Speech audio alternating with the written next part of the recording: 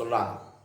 என்ன அப்படின்னு சொன்னால், புகாரியில் 1381வது நபிமொழியாக இடம்பெற்றிருக்கு. என்ன அப்படின்னு சொன்னால், அனஸ் பின் மாலிக் ரலியல்லாஹு அன்ஹு அறிவிக்கிறாங்க, ஒரு முஸ்லீம் தன்னுடைய குழந்தைகளில் 3 குழந்தைய மரணத்தின் மூலமாக இழந்துட்டார். 3 குழந்தைய பெற்றிருக்கிறாரு. அந்த 3 குழந்தையும் மௌத்தா போயிட்டாங்க. பருவயதை அடையாத குழந்தைகள். அப்படின்னா அல்லாஹ் ரசூல் ஸல்லல்லாஹு அலைஹி வஸல்லம் இல்லா அத்கலஹுல்லாஹுல் ஜன்னத பி ஃபضலி ரஹ்மத்திஹி இய்யாஹும். அந்த 3 குழந்தைகளை கவனித்த காரணத்தினால், அந்த 3 குழந்தைகளை இரக்கத்தோடு பணிவோடு நல்ல முறையில் வளர்த்த காரணத்தினால அல்லாஹ் அவரை என்ன செய்கிறான், சொர்க்கத்திற்குள் நுழைவிக்கிறான் அப்படின்னு ரசூல் ஸல்லல்லாஹு அலைஹி வஸல்லம் சொல்கிறாங்க. அப்போ இதை விளங்கணும்.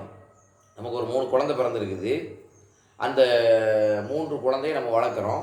பருவயதை அடையலை, 3 இறந்து போச்சு. என்னடா எனக்கு வந்த முசீபத்து அப்படின்னு என்ன செய்யக்கூடாது, நினைக்கக்கூடாது. இப்போ என்னென்னா, அந்த 3 குழந்தைகளும் இவர் சொர்க்கம் போகிறதுக்கு காரணியாக இருப்பாங்கன்னு ரசூல் ஸல்லல்லாஹு அலைஹி வஸல்லம் சொல்கிறாங்க. அப்போ இதை என்ன செய்யணும்னு சொன்னால், உறவினர்கள் என்ன செய்யணும், விளங்கணும். அது இறந்து போனவருடைய உறவினர், அவங்க வாப்பாவாக இருக்கலாம். ஒரு பையன் மௌத்தா போயிட்டோம்னா வாப்பாக்காரங்க, பாப்பா அல்லது உம்மா. இப்போ அவங்க என்ன நினைக்கணும்னா, இந்த குழந்தையை அல்லாஹ் தஆலா தந்தான், அல்லாஹ்வே எடுத்துக்கிட்டான். அப்போ இந்த குழந்தையின் மூலமாக அல்லாஹ் நமக்கு என்ன செய்வான், சொர்க்கத்தை தருவான் என்கிற அந்த சிந்தனை இருக்கும். 3 குழந்தை மட்டும் இல்லை, 2 குழந்தை மௌத்தா போனாலும் என்னதுதான், சொர்க்கம் உண்டு. வேறு ரிவாயத்தில் ரசூல் ஸல்லல்லாஹு அலைஹி வஸல்லம் புகாரியில் 101வது நபிமொழியாக இடம்பெற்றிருக்கிறது. என்ன அப்படின்னு சொன்னால், அபூ சயீத் அல் குத்ரி ரலியல்லாஹு அன்ஹு தான் அறிவிக்கிறாங்க. ஆனால் பெண்கள் ரசூல் ஸல்லல்லாஹு அலைஹி வஸல்லம் அவங்கள்ட்ட ஒரு கம்ப்ளைண்ட் பண்ணுறாங்க. என்னென்னா, அல்லாஹ்வுடைய தூதரே கலபுனா அலைக்கர் ரிஜால், உங்களிடத்துல ஆண்கள் தான் அதிகமாக என்ன செய்கிறாங்க, வந்துக்கிட்டே இருக்கிறாங்க. எங்களால் உங்களிடத்துல வர முடியலை. அப்போ எங்களுக்குன்னு சொல்லி நீங்கள் சில நேரங்களை ஒதுக்கி எங்களுக்கு உபதேசம் பண்ணுங்கன்னு சொல்லி பெண்கள் என்ன செய்கிறாங்கன்னா ரசூல் ஸல்லல்லாஹு அலைஹி வஸல்லம் அவங்கள்ட்ட கேட்குறாங்க. அப்போ ரசூலுல்லாஹி ஸல்லல்லாஹு அலைஹி வஸல்லம் என்ன பண்ணுறாங்கன்னு சொன்னால், ஒரு நாளை குறிப்பிட்டு ஒதுக்கி அந்த பெண்களுக்கு என்ன செய்கிறாங்கன்னு சொல்லி சொன்னால் உபதேசம் பண்ணுவாங்க. சில கட்டளைகளை ரசூல் ஸல்லல்லாஹு அலைஹி வஸல்லம் அவங்களுக்கு சொல்லுவாங்க. இந்த மாதிரியான மார்க்க உபதேசங்கள் எல்லாம் அவங்களுக்கு பண்ணிக்கிட்டு இருக்கக்கூடிய சமயத்தில் ஒரு சந்தர்ப்பத்தில் ரசூல் ஸல்லல்லாஹு அலைஹி வஸல்லம் சொல்கிறாங்க, ஒரு பெண்மணி, வேறு சொல்ல நபிமொழி மாதிரி தான், ஒரு பெண் தான் பெற்றெடுத்த குழந்தைகளில் 3 குழந்தையை மரணத்தின் மூலமாக இழந்து விட்டால், இல்லா காணலகா ஹிஜாபம் மினன்னார், அந்த குழந்தை இவர் நரகம் போகிறதுக்கு திரையாக இருப்பார்கள், தடையாக இருப்பார்கள் என்று ரசூல் ஸல்லல்லாஹு அலைஹி வஸல்லம் சொல்கிறாங்க. சரியா? ஒரு பெண்மணி ஒரு 3 குழந்தையை பெற்றெடுத்துருக்கிறாங்க. அந்த 3 குழந்தைய இறந்து போச்சு அப்படின்னு சொன்னால், இந்த பெண்மணி நரகம் போகிறதுக்கு அந்த குழந்தைகள் திரையாக இருப்பார்கள், நரகம் போக விடாமல் தடுப்பாங்க, சொர்க்கம் போகிறதுக்கு காரணியாக இருப்பாங்க அப்படின்னு ரசூல் ஸல்லல்லாஹு அலைஹி வஸல்லம் சொல்கிறாங்க. அப்போ ஒரு பெண்மணி கேட்குறாங்க, 2 பெண்களை இழந்துட்டாலுமா அவங்க சொர்க்கம் போகிறதுக்கு காரணியாக இருப்பாங்க, நரகத்துக்கு திரையாக இருப்பாங்க? ஆமாம், 2 குழந்தைகளை இழந்து விட்டாலும் அவங்களுக்கு என்னது, சொர்க்கம் உண்டு. அந்த 2 குழந்தைகளும் அவங்க சொர்க்கம் போகிறதுக்கு காரணியாக இருப்பாங்க அப்படின்னு ரசூல் ஸல்லல்லாஹு அலைஹி வஸல்லம் சொல்கிறாங்க. இப்போ இதை எதுக்கு ரசூல் ஸல்லல்லாஹு அலைஹி வஸல்லம் சொல்கிறாங்க அப்படின்னா, இழப்பு என்பது வரும். நாம் பெற்றெடுத்த குழந்தை தான் இறந்து போச்சு, பொறுமை இல்லாமல் நினச்சிடக்கூடாது, இப்போ நிலந்தது மாதிரி போயிடக்கூடாது. ஒன்றுமே இல்லாமல் இருக்கும் பொழுது குழந்தைய கொடுத்தான் அல்லாஹ். இப்போ குழந்தைய எடுத்துக்கிட்டான் அவன் தந்த குழந்தைய அவன் என்ன செஞ்சுக்கிறான், எடுத்துட்டான், மௌத்தா போயிட்டாங்க. அப்படிங்கும் பொழுது நம்ம என்ன பண்ணணும்னா பொறுமை காக்கணும். அதே நேரத்தில் என்ன நினைக்கணும்னா, இந்த குழந்தையின் மூலமாக அல்லாஹ் என்ன செய்வான், நமக்கு சொர்க்கத்தை தருவான் அப்படிங்கிற ஒரு சிந்தனையை ரசூல் ஸல்லல்லாஹு அலைஹி வஸல்லம் நமக்கு ஊட்டுறாங்க. அடுத்தது புகாரியில் 1283வது ஒரு நபிமொழி இடம்பெற்றிருக்கிறது. என்ன அப்படின்னு சொன்னால், இது அனஸ் பின் மாலிக் ரலியல்லாஹு அன்ஹு அறிவிக்கிறாங்க. அதாவது இந்த நபிமொழி நம்ம கேள்விப்பட்டிருப்போம். என்னென்னா, கபருக்கு பக்கத்தில் ஒரு பெண்மணி அழுதுகிட்டு இருக்கிறாங்க. அழுதுகிட்டே இருக்கக்கூடிய சமயத்தில் அப்போ ரசூல் ஸல்லல்லாஹு அலைஹி வஸல்லம் அந்த பெண்ணை கடந்து போகும்போது சொல்கிறாங்க, இத்தகில்லா வஸ்பிரி, அல்லாஹ் அஞ்சிக்குமா, பொறுமையை மேற்கொள் அப்படிங்கிறாங்க. அவங்க குழந்தை மௌத்தா போயிருச்சு, அந்த குழந்தைய அடக்கம் பண்ணிட்டாங்க. கபரில் உட்காந்து அந்த பெண்மணி நினச்சிக்கிட்டு இருக்கிறாங்க, அழுதுகிட்டு இருக்கிறாங்க. அப்போ ரசூல் ஸல்லல்லாஹு அலைஹி வஸல்லம் அந்த பெண்ணுக்கு சொல்கிறாங்க, அல்லாஹ் அஞ்சிக்கோ, பொறுமையை மேற்கொள் அப்படின்னு சொன்ன உடனே அப்போ ரசூல் ஸல்லல்லாஹு அலைஹி வஸல்லம் அவங்கள பார்த்து அந்த பெண்மணி சொல்கிறாங்க, இலைக்க அன்னி, உங்கள் வேலையை பார்த்துட்டு போங்க, உங்கள் வேலையை பார்த்துட்டு பாப்பா அப்படின்னு அவங்க சொல்கிறாங்க. ஃபைன்னக லம் துஸப்பி முசீபத்தி, எனக்கு ஏற்பட்ட முசீபத்து உனக்கு ஏற்படலை. நானே குழந்தைய இழந்துட்டு என்ன செய்கிறேன், தவிச்சிக்கிட்டு இருக்கிறேன். அதனால தான் உட்காந்து அழுதுகிட்டு இருக்கிறேன், என்ன குழந்தையினுடைய கபருக்கு பக்கத்தில் உட்காந்துக்கிட்டு. இது உனக்கு நடந்திருக்கா? நீ உன் வேலையை பார்த்துட்டு போ அப்படின்னு சொல்லி அந்த பெண்மணி சொல்கிறாங்க. ஆனால் சொன்னது ரசூல் ஸல்லல்லாஹு அலைஹி வஸல்லம் அவர்கள் என்று அந்த பெண்மணிக்கு தெரியாது. யாரோ ஒரு ஆள்னு சொல்லிட்டு என்ன செய்கிறாங்க, உன் வேலையை பார்த்துட்டு போ, நான் கஷ்டத்தில் உட்காந்துருக்கிறேன், அதனால தான் கபூரில் உட்காந்து நான் அழுதுகிட்டு இருக்கிறேன் அப்படின்னு சொல்லி அந்த பெண்மணி இவங்க ரசூல்லான்னு சொல்லி தெரியாமலேயே இந்த மாதிரி சொல்லிட்டாங்க. அதுக்கப்புறம் அந்த பெண்ணிடத்தில் சொல்லப்படுது, நீ இந்த மாதிரி சத்தம் போட்டது யார் தெரியுமா, ரசூல் ஸல்லல்லாஹு அலைஹி வஸல்லம் அல்லாஹ்வுடைய தூதராக்கும் அப்படின்னு சொல்லி சொன்னோன்னே அந்த பெண்மணி வருத்தப்படுறாங்க. வருத்தப்பட்டு நேராக ரசூல் ஸல்லல்லாஹு அலைஹி வஸல்லம் வீட்டுக்கு போகிறாங்க.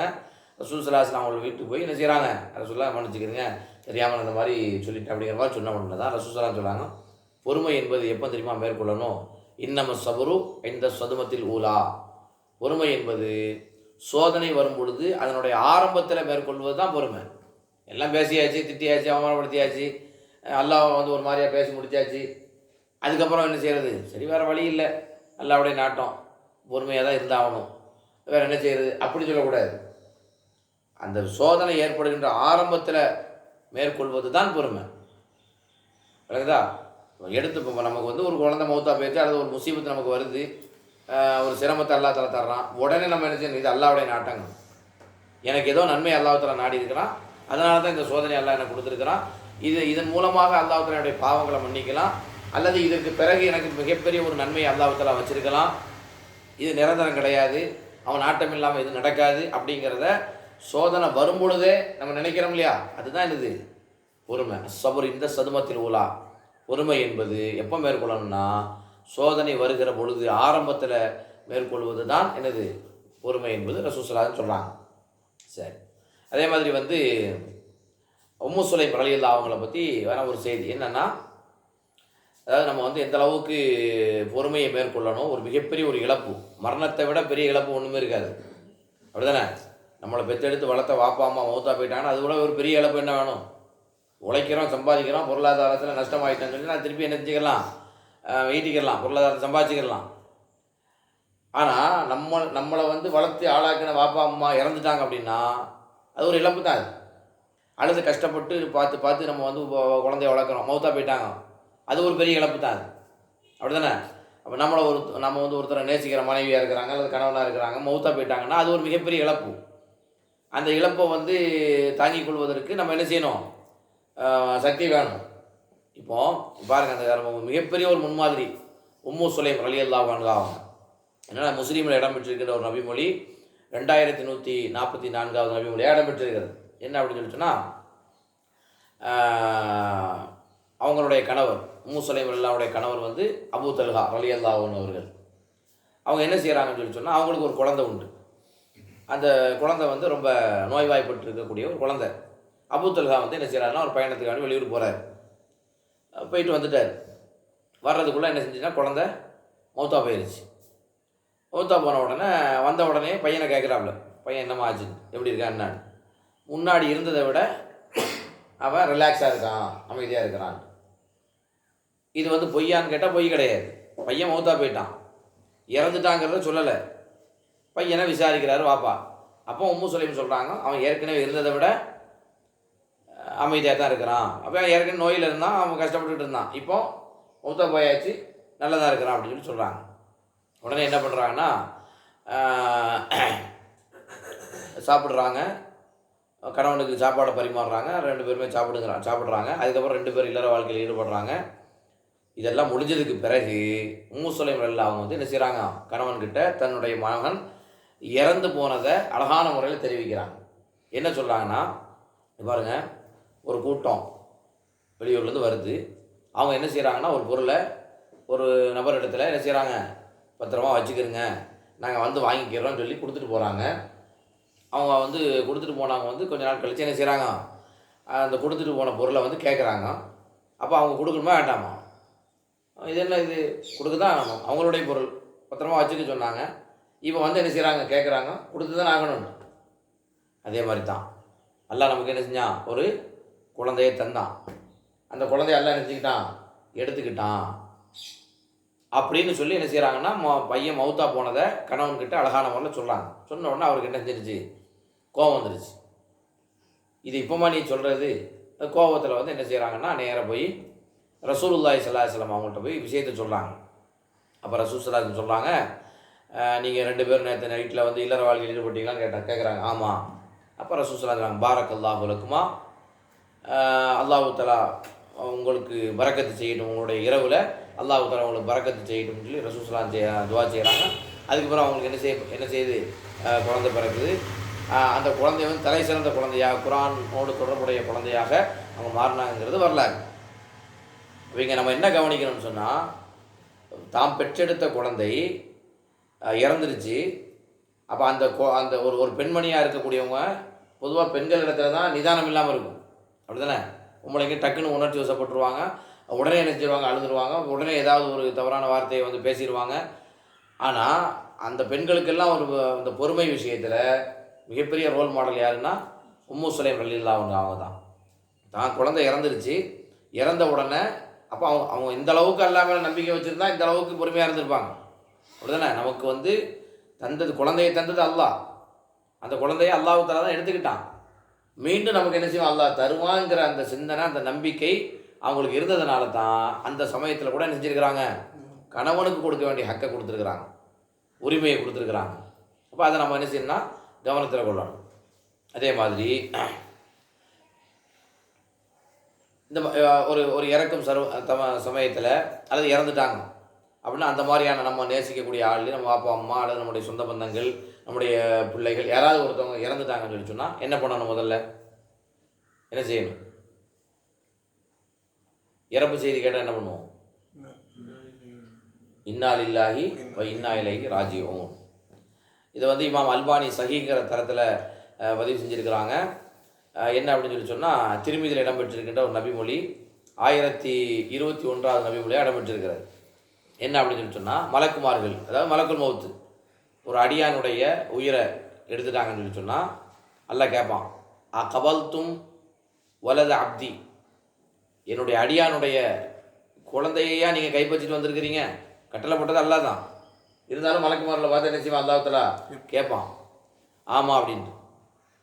என்னுடைய அடியானுடைய ஈரக்கொலையாக நீங்கள் எடுத்து வந்திருக்கிறீங்க அப்படின்னு அல்லாஹ் தஆலா கேட்பான், ஆமாம். அப்போ அல்லாஹ் தஆலா கேட்பான், மாதா கால அப்தி, அப்படி அந்த என்னுடைய அடியானுடைய அந்த ஈரக்கொலை, அவன் நேசிக்கக்கூடிய ஒரு பிள்ளை, அதையா நீங்கள் எடுத்து வந்தீங்க, உயிர் எடுத்து வந்தீங்க? அப்போ அந்த நேரத்தில் அவன் என்ன சொன்னான், ஹமீதக்க, அவன் உன்னை புகழ்ந்தான். ஒரு துக்ககரமான சமயத்தில் அல்லாஹ் புகழ முடியுமா? முடியாதுல்ல, மிகப்பெரிய ஒரு இழப்பு. அப்போ வந்து அவங்க சொன்னாங்க, அவன் உன்னை புகழ்ந்தான். அதே நேரத்தில் வஸ்தர்ஜஅ இன்னா லில்லாஹி வ இன்னா இலைஹி ராஜிஊன் அப்படின்னு அவன் சொன்னான். அப்போ அல்லாஹ் தஆலா வந்து மலக்குகள் சொன்னால், உபுனூ லி அப்தி பைத்தன் ஃபில் ஜன்னா, என்னுடைய அடியானுக்காக வேண்டி சொர்க்கத்தில் ஒரு வீடை கட்டுங்க, சம்மூஹு பைத்தல் ஹம்து, அந்த வீட்டுக்கு நீங்கள் என்ன செய்யணும், பைத்துல் ஹம்துங்கிற பேரை வைங்க அப்படின்னு அல்லாஹ் தஆலா என்ன செய்கிறான், மலக்குமார்களுக்கு சொல்கிறான். அப்போ நல்லா கவனிக்கணும். நமக்கு நாம் நேசிக்கக்கூடிய ஆள் அல்லது நமக்கு பிடிச்சமான ஆள் இறந்துட்டாங்கன்னு சொல்லி சொன்னால் நம்ம என்ன பண்ணணும்னு சொல்லி சொன்னால், இன்னா லில்லாஹி வ இன்னா இலைஹி ராஜிஊன். இதான் பொறுமையினுடைய உச்சத்தில் இருந்து வாயிலிருந்து வருகின்ற வார்த்தைகள். என்ன, இன்னா லில்லாஹி வ இன்னா இலைஹி ராஜிஊன் என்ன அர்த்தம்? நாம் அல்லாஹ்விடமிருந்தே வந்திருக்கிறோம், அல்லாஹ் தான் நம்மளை படைச்சிருக்கிறான், மீண்டும் அல்லாஹ்விடத்துல போக போகிறோம், அல்லாஹ் தான் நம்மளை மௌத்தாக்குறான். நம்மக்கிட்ட என்ன இருக்குது? நம்மக்கிட்ட எந்த சக்தியும் கிடையாது. அவன் நமக்கு உயிர் வாழ்வதற்கான ஆற்றலை கொடுத்தான், வாழ்ந்துக்கிட்டு இருக்கிறோம். அவன் தான் என்ன செய்கிறான், வாழ வைக்கிறான். திருப்பி அதே உயிரை அவன் தான் என்ன செய்ய போகிறான், கைப்பற்ற போகிறான். அப்படிங்கிறத சிம்பாலிக்காக, அதாவது இலகுவான முறையில் வந்து அதை கையாளுறதுக்கு ரசூல் ஸல்லல்லாஹு அலைஹி வஸல்லம் மார்க்கம் கற்றுக் கொடுத்த விஷயங்களில் ஒன்று. இப்போ இதை நம்பணும்னு வச்சுக்கிறோமே, இந்த மாதிரியான ஒரு சிந்தனை மக்கள்கிட்ட இல்லை அப்படின்னா என்ன நடக்கும்னா, மௌத்தா போன உடனே அவங்க என்ன செய்வாங்கன்னா, சில பேர் பைத்தியம் பிடிச்சிருவாங்க. கணவன் மௌத்தா போயிட்டாங்கன்னா மனைவிக்கு என்ன செஞ்சிடும், கணவன் மேலே ரொம்ப அஃபெக்ஷனாக இருப்பாங்க, பிரியத்தோடு இருப்பாங்க, மனைவிக்கு என்ன ஆயிரும், பைத்தியம். அப்படிப்பட்ட ஆட்கள்லாம் உண்டு. பாப்பா மௌத்தா போயிடுவாங்க, அவ்வளோதான், நில குழஞ்சி போயிடுவான். இனிமேல் என்ன பண்ணுறது, அவனுக்கு திசை தெரியாமல் என்ன செய்யறதுன்னா ஏதா ஒரு மாதிரி ஆயிடுறது. சில பேர் என்ன பண்ணுவாங்கன்னு சொல்லி சொன்னால் தற்கொலை பண்ணிக்கிடுவாங்க. அவங்களே போயாச்சு, இனிமேல் நம்ம இருந்து என்னத்துக்கு அப்படின்னு சொல்லி என்ன செய்வாங்கன்னு சொல்லி சொன்னால், எனக்கு இருந்ததே ஒரே பெரிய ஆதாரம் என்னுடைய கணவர் தான், இனிமேல் எனக்கு யார் இருக்கா அப்படின்னு சொல்லி மௌத்தா போகக்கூடியவங்களாம் உண்டு. அதே மாதிரி எங்கள் அப்பா அம்மா தான் எனக்கு பெரிய ஆள், அவங்களே போயிட்டாங்க, இனிமேல் நான் இருந்ததுக்கு அப்படின்னு சொல்லி சொல்லக்கூடிய பசங்க உண்டு. பசங்க போயிட்டாங்கன்னு சொன்னால் அப்பா அம்மா மௌத்தாக்கூடிய ஆட்களும் உண்டு. அப்போ இது எல்லாத்தையும் தடுக்கிறதுக்கு தான் பொறுமையை மார்க்கமாக மேற்கொள்ள சொல்லுது, விதியை நம்ப சொல்லுது. அதே நேரத்தில் இந்த மாதிரியான மரண சமயங்களில் என்ன சொல்லணும், இன்னா லில்லாஹி வ இன்னா இலைஹி ராஜிஊன் என்று சொல்லுது. சரியா? அதே மாதிரி உம்மு சலமா ரலியல்லாஹு அன்ஹா அவங்களுடைய சம்பவத்தை நம்ம பார்க்கணும். உம்மு சலமா அல்லாவுடைய கணவர் அபு சலமா, ரெண்டு பேரும் ரொம்ப க்ளோஸான தம்பதிகள். அபு சலமா ரலியல்லாஹு வந்து மௌத்தா போயிட்டாங்க. மௌத்தா போன உடனே மனைவிக்கு ரொம்ப கவலை. அப்போ கவலையில் உம்மு சலமா இருக்கிறாங்க. அப்போ ரசூல் ஸல்லல்லாஹு அலைஹி சொல்கிறாங்க, கவலைப்படாதம்மா, நீ என்ன பண்ணுன்னு சொன்னால், இன்னா லில்லாஹி வ இன்னா இலைஹி ராஜிஊன் என்று சொல்லு. அல்லாஹும் அஜ்ரினி ஃபி முசீபத்தி வ அஹ்லிஃப்லி ஹைரம் மின்ஹா அப்படின்னு சொல்லுங்கிறாங்க. இன்னா லில்லாஹி வ இன்னா இலைஹி ராஜிஊன் அப்படிங்கிற வாசகத்தை சொல்கிறாங்க. அதே நேரத்தில் அல்லாஹும்ம அஜ்ரினி, இறைவா அல்லாஹும் அஜ்ரினி ஃபி முசீபத்தி, எனக்கு ஏற்பட்ட இந்த முசீபத்தில் எனக்கு என்ன செய்யணும், ஒரு கூலியை தான். எனக்கு முசீபத்து ஏற்பட்டுடுச்சு, எனக்கு ஒரு கஷ்டம் வந்துடுச்சு, இதுக்கு நீ என்ன செய்யணும், கூலி தரணும். அதே நேரத்தில் அஹ்லிஃப்லி ஹைரம் மின்ஹா, இதை விட சிறந்ததை நீ எனக்கு பகரமாக ஆக்கித்தா, பிரதிபலனாக கொண்டுத்தா எனக்கு. ரசூல் ஸல்லல்லாஹு அலைஹி சொல்கிறாங்க, ஒரு அடியானுக்கு ஏதாவது ஒரு முசீபத்து ஏற்பட்டுச்சுன்னு சொன்னால், அந்த முசீபத்தின் போது என்ன சொல்ல வேண்டும் என்பதை ரசூல் ஸல்லல்லாஹு அலைஹி என்ன செய்கிறாங்க, உம்மு சலமா ரலியல்லாஹு அவங்களும் சொல்லிக் கொடுக்குறாங்க. இந்த துவாவெல்லாம் நம்ம வந்து அடிக்கடி கேட்கணும். இறப்புக்கு மட்டும் இல்லை, என்ன சிரமம் வந்தாலும் வாழ்க்கையில் நம்ம எதிர்பார்க்காத கஷ்டமோ சிரமமோ வந்தால் அப்போ நம்ம சொல்லக்கூடிய வாசகம் என்னென்னா, அல்லாஹும் இன்னா லில்லாஹி வ இன்னா இலைஹி ராஜிஊன், அல்லாஹும் அஜ்ரினி ஃபி முசீபத்தி வ அஹ்லிஃப்லி ஹைரம் மின்ஹா. அல்லாஹும் அஜ்ரினி, இறைவா அஜ்ரினி, எனக்கு கூலியத்தா, ஃபி முசீபத்தி, எனக்கு ஏற்பட்ட அந்த முசீபத்தில் நீ எனக்கு கூலியத்தா, வ அஹ்லிஃப்லி ஹைரம் மின்ஹா, இந்த முசீபத்தை விட இந்த கஷ்டத்தை நீக்கிட்டு இதை விட சிறந்ததை நீ எனக்கு என்ன செய், பகரமாக ஆக்கித்தா. இப்போ கணவன் இறந்துட்டாங்க, கணவனை உம்மு சலமா எல்லாம் வந்து இழந்துட்டாங்க, அது அவங்களுக்கு கஷ்டம்தான், சோதனை தான். இதை விட சிறந்தது எனக்கு நீ தா அப்படின்னு சொல்லி என்ன செய்கிறாங்க, கேட்க சொல்கிறாங்க ரசூல் ஸல்லல்லாஹு அலைஹி வஸல்லம். அப்போது இப்படி சொன்னால் இல்லா அஹ்லஃபல்லாஹு லஹு ஹைரம் மின்ஹா, இப்படி துவா கேட்கும் பொழுது அவருக்கு ஏற்பட்ட முசீபத்திலிருந்து அவரை நீக்கிட்டு சிறந்த ஒன்றை அல்லாஹ் தஆலா அவங்களுக்கு கொடுக்காமல் இருக்க மாட்டான் என்று ரசூல் ஸல்லல்லாஹு அலைஹி சொல்கிறாங்க. இப்போ இதை ரசூல் ஸல்லல்லாஹு அலைஹி சொல்லிட்டு போயிட்டாங்களா. சொன்ன உடனே உம்மு சலமா எல்லாம் நினைக்கிறாங்க, எனக்கு என் கணவனை விட சிறந்தவங்க யார் இருக்கிறா, என்னுடைய கணவனை விட எனக்கு சிறந்த, ஏன்னா எல்லா பெண்களுக்கும் அவங்க கணவன் தான் சிறந்தவங்க, எல்லா கணவன்மார்களுக்கும் அவங்க மனைவி தான் சிறந்தவங்க, வேறு யாரும் சிறந்தவங்க கிடையாது. அப்போ கணவன் இறந்துட்டா கணவனை விட சிறந்தவங்க யாரும் வர முடியாது. இருந்தாலும் ரசூல் ஸல்லல்லாஹு அலைஹி வஸல்லம் ஒரு துவாவை சொல்லி கொடுத்துருக்குறாங்க, கற்றுக் கொடுத்துருக்குறாங்க. இதெல்லாம் நம்ம சொல்லுவோம். ரசூல் ஸல்லல்லாஹு அலைஹி சொல்லி இந்த துவாவாச்சே, எனக்கு ஏற்பட்ட முசீபத்தில் எனக்கு நன்மையத்தா கூலியத்தா, அதை விட சிறந்தது எனக்கு பிரதிபலனாத்தா அப்படின்னு சொல்லி ரசூல் ஸல்லல்லாஹு அலைஹி சொல்லி தந்த துவாவை நான் சொல்லிக்கிட்டே இருந்தேன். கடைசியில் என்ன ஆச்சுன்னு சொன்னால், என் கணவரை விட சிறந்தவங்க யார், நபி ஸல்லல்லாஹு அலைஹி வஸல்லம் அவர்கள். என் கணவரை விட சிறந்தவங்க ரசூல் ஸல்லல்லாஹு அலைஹி வஸல்லம் அவர்களையே அல்லாஹ் தஆலா எனக்கு கணவனாக ஆக்கி தந்தான் அப்படின்னு சொல்லி உம்மு சலமா ரலியல்லாஹு அன்ஹா என்ன செய்கிறாங்க, சொல்கிறாங்க. இப்போ இது அல்லாத வேறு நிறைய செய்திகளும் இருக்குது. இன்ஷா அல்லாஹ் இன்றைக்கி இது போதுமானது. இப்போ நம்ம கவனிக்க வேண்டிய என்ன விஷயம் என்னன்னு சொன்னால், இறந்தவர்களுடைய உறவினர்கள் கடைபிடிக்க வேண்டிய பண்புகள், கவனிக்க வேண்டிய விஷயங்கள், அதான் நம்ம என்ன செஞ்சுக்கிறோம், பார்த்துருக்குறோம். இன்ஷா அல்லாஹ் இதை நம்ம வந்து என்ன செய்யணும், ஏன்னா மரணம் என்பது எல்லாருடைய வாழ்க்கையில் நிகழக்கூடிய ஒன்று தான், சரியா? அப்போ வந்து அந்த மாதிரியான சமயங்களில் நம்ம எப்படி இருக்க வேண்டும் என்பதற்குண்டான விஷயங்களை தான் மார்க்க நமக்கு கற்றுக் கொடுத்துருக்குது. இன்ஷா அல்லாஹ் அப்படிப்பட்ட மக்களாக நம்ம என்ன செய்வோம், இருப்போம் இன்ஷா அல்லாஹ்.